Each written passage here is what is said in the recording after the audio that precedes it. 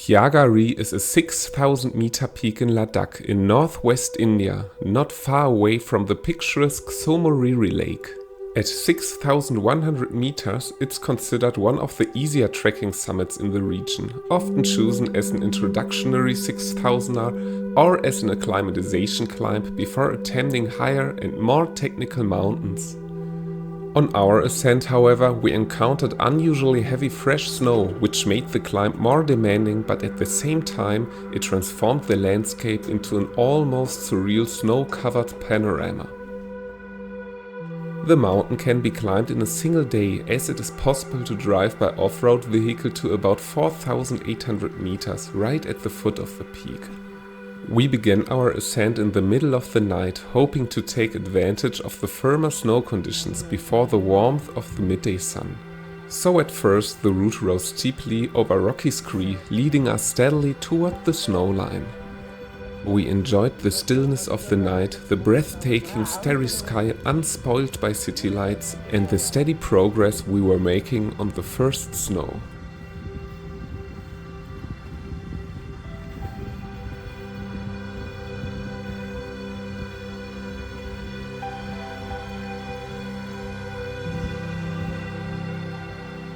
With the break of the day, a breathtaking mountain panorama unfolded before us, with massive snow-covered 6,000ers like Chalung at 6,546 meters, or with P6270 and Langpo rising steeply to the east.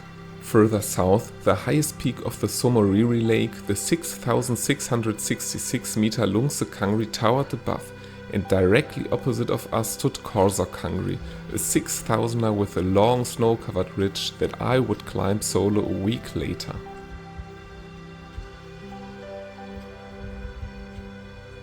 As we gained altitude, the snow grew deeper, though we were still able at times to walk on the hard frozen surface from the night.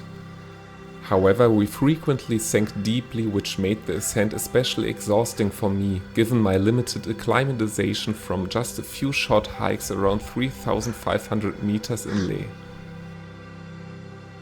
So time and again we paused to catch our breath and to enjoy the mountain panorama unfolding before us in the beautiful morning light.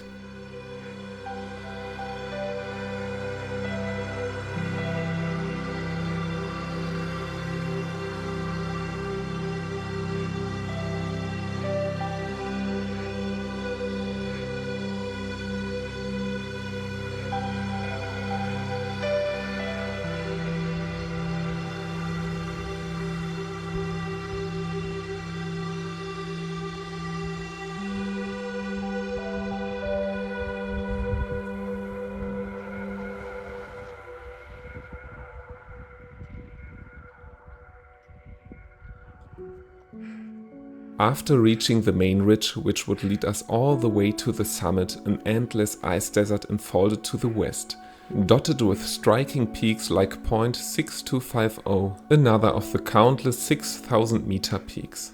Though the deep snow made the ascent very exhausting, we were rewarded with this amazing view. Gathering our strength, we continued upward.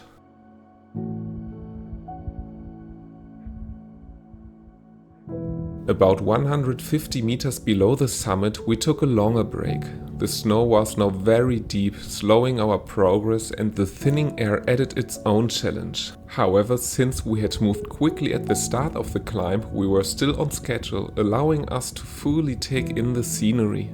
It was a landscape completely different from the vibrant Nepalese mountain or any other regions I had visited before. Remote, far away from everything, and incredibly beautiful.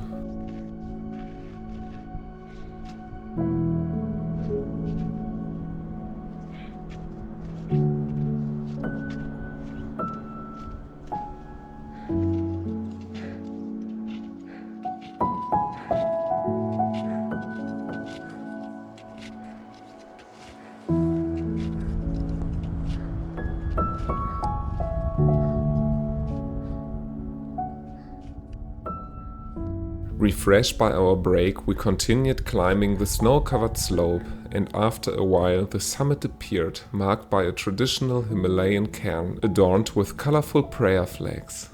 And even though the top seemed within reach, the last meters felt especially long at 6,000 meters. So by keeping the goal in sight, I found the motivation we needed, and step by step we made our way to the highest point of the mountain.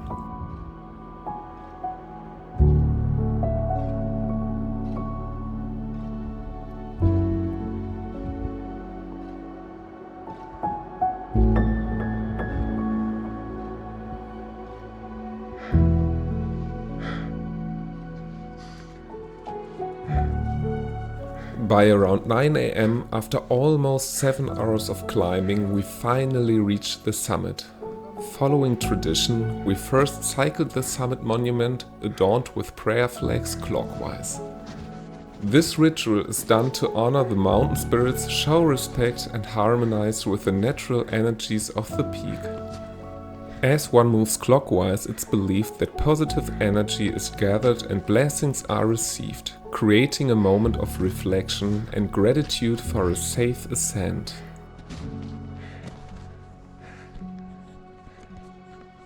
Taking our time here, we soaked in the views of the neighboring peaks and refueled with energy bars in preparation for the long descent ahead.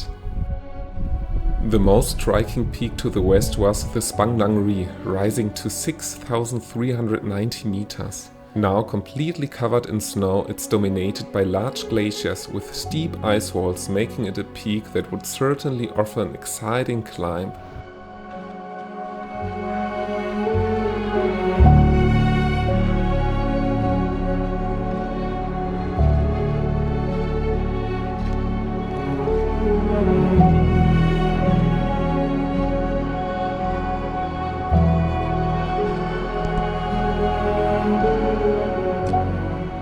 Gradually more and more clouds began to obscure the view, and since the weather, like in the previous weeks, was still unpredictable, we started the long descent. Let's go!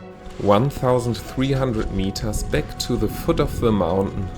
Due to the deep snow and our increasing fatigue, the descent would take nearly another 3 hours.